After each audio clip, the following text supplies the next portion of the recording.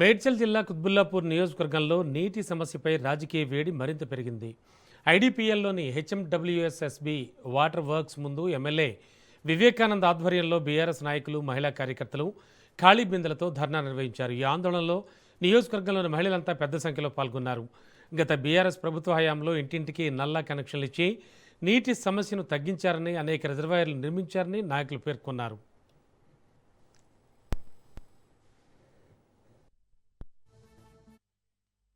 అయితే ప్రస్తుత కాంగ్రెస్ ప్రభుత్వ హయాంలో నీటి సరఫరా సరిగ్గా లేకపోవడంతో కాలనీలు, బస్తీల్లో తీవ్ర నీటి ఎద్దడి నెలకొందని వారు ఆరోపించారు.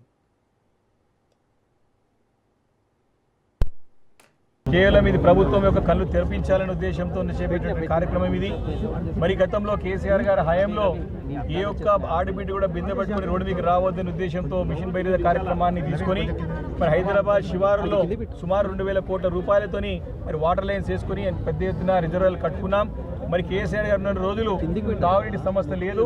ప్రజలు చాలా సంతోషంగా, సంతృప్తికరంగా నీటి సరఫరాతోని మరి సంతోషంగా ఉండే. కానీ ఈ యొక్క కాంగ్రెస్ ప్రభుత్వం అధికారంలోకి వచ్చి దాదాపు 2.5 సంవత్సరాలు కావస్తా ఉన్నది. మేము 24 గంటలు నీళ్ళు ఇస్తామని చెప్పేసి హామీలు ఇచ్చినది.